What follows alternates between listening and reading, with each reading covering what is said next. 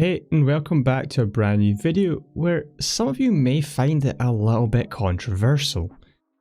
Die Rise, in my opinion, is an actually underrated masterpiece which should be ranked higher and gain the recognition it actually probably should deserve. The map did a lot to innovate gameplay but was unfortunately overshadowed by arguably the best maps of all of Zombies history. So subscribe, turn the notification bell on to be notified for more content covering Zombies, and let's get right into this masterpiece. Die Rise, known as the Great Leap Forward, released in the Revolution DLC pack in January of 2013. That is 8 years ago to this day. So it only seems fitting to make a video on one of probably the most controversial maps of Black Ops 2 alongside Transit since. Of course, the first thing we have to discuss, with it being Die Rise, is the map design. A lot, and I mean a lot of people in the community hated the way some parts of this map played out. Things like elevators, randomly spawning perks every time you load in, and the worst thing of all is fall damage. But Die Rise isn't all that bad, and sometimes doesn't deserve the hate that it actually gets. The map itself actually introduced one of the best mechanically soundest wonder weapons at the time and made high rounds actually fun. When you are loaded into the map, you are greeted by an amazing starting room,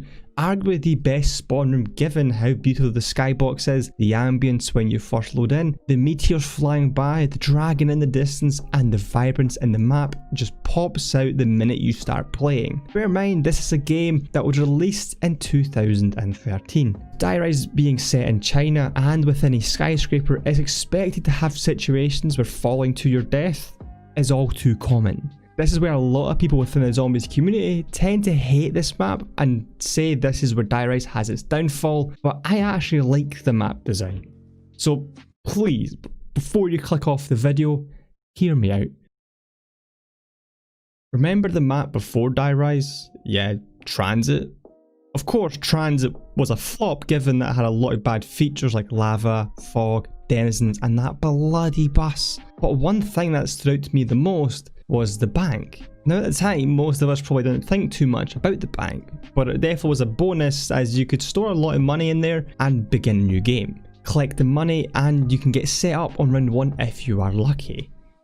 So when the bank was introduced to Die Rise, it opened the map up completely. The design is genius, trust me. Due to the bank being universal, meaning it is transferred between each map that contains a bank, you can go into Transit or Buried, deposit all of your cash, load up Die Rise and get to the bank. Of course, I failed to mention in order to do this, you'll need to use an elevator, which is a one-time use that is located in the spawn room, and if you jump into the elevator, wait a few seconds, it will drop you down to the bottom. This is where things start to get really interesting. Make sure you grab the elevator key just before you jump across to the laundromat, as this will come in super handy later on. Once you're in the laundromat, there are a few things you need to do. Bear in mind, this all can be done in round 1. Anyway, before I get carried away, grab your cash from the shower, turn on power, grab the perks you want from the elevators. The best wonder weapon in Zombies can also be built in the same area, all in one round, which I'll discuss later on in the video. Did I mention this all can be done by only opening one door, which is only to turn power on? Of course, some will argue that this is too easy and makes the challenge of navigating the map redundant.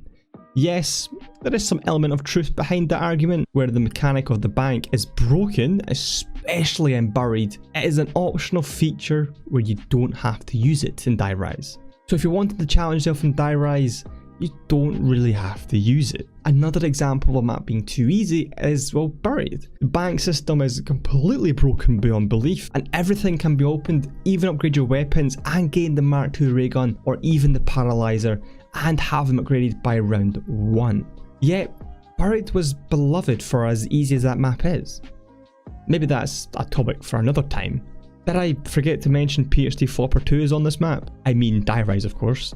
It is on Die Rise, but it's unattainable due to the perk being a troll, and it's actually located when you come down the elevator from the spawn room in one of the corridors. Of course, PhD allowing the player to take no fall damage from falling would obviously make this map super easier, alongside having the bank there and the weapons cache as well. Of course, the map design in Die Rise isn't perfect by any stretch of the imagination, but it does innovate on some aspects on obtaining perks and how to navigate a zombie map smartly, as you are forced to make decisions based on where do you want to go. Now, I will make it very clear that the map design isn't amazing, and Die Rise does have its flaws. Like waiting for an elevator for too long, and building a trample steam can take some time, which is why I make it as soon as possible. Buildables within Die Rise also play a huge role in navigating the map. The trample steam plays a major role in helping you go back on yourself within Die Rise. Get a few trample steams placed around the map, and you can navigate Die Rise without having to wait for elevators and skip the monotonous elevator shaft, which everyone hates going down. But Die Rise would feel empty if it wasn't for the Sliquifier. Sliquifier is the best one of the weapons we've probably ever had, hands down. It shoots a liquid substance which is also slippery to the player and could cause you to fall off the map if you aren't careful. The Sliquifier can get you to insanely high rounds very quickly, and there are numerous places to hang out or train depending on your playstyle. This is where Die Rise succeeds in my opinion, allowing any player, whether they like to camp or train or even challenge themselves. You can camp in numerous places, one being the elevator shaft, which can get you to around 60 or even 100 in an hour and a half. The Buddha room, this could also be used to train in as well. Below the cell tower, where you can use the trample steam. Of course, that is only a few places where you can actually sit down and just chill out and play some zombies and just try and see how long you could last for. So there's numerous places actually you can train. There's quite a few in Die Rise. There's one across from the original box location, which is quite open. It's really good doing a figure of 8. There's one below the SVU wall by, sometimes Speed Cola can be there as well. It's a more high risk, high reward one where you're behind the bar and it's quite tight, so it's not particularly safe, but it's also quite a good place to do as well. And you could also train in the spawn room if you're really feeling up for the challenge. Die Rise also offers a new perk. That perk is Who's Who. Now at the time, everyone was excited to see what this perk does, and it was quite controversial when the perk was officially released. Now, Who's Who is a high risk, high reward, is the way I see how this perk actually works. The way it works is if you go down, you basically spawn up somewhere completely random near your body, and you have to revive yourself, and you spawn with nothing. That is the catch. So with nothing but a pistol, no perks, nothing. That's it.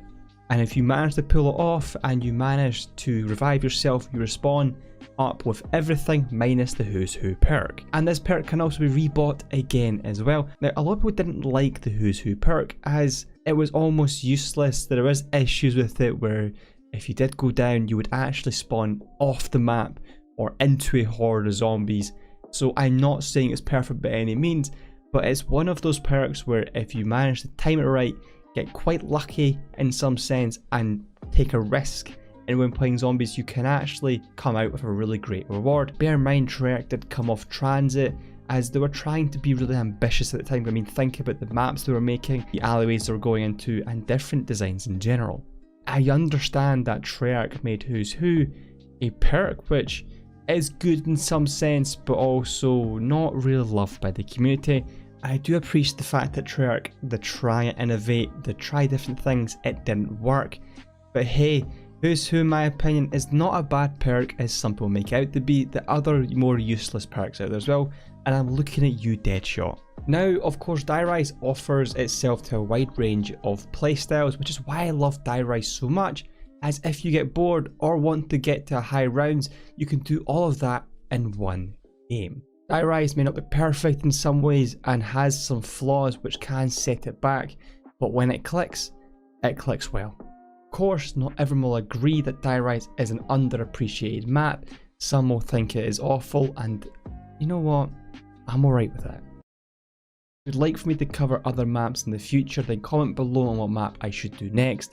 Subscribe if you are new to the channel and turn on notification bell to be notified of more zombies content in the future. Follow me on Twitter at 2basic, and with all that out of the way, thank you all for watching and I'll see you all next time.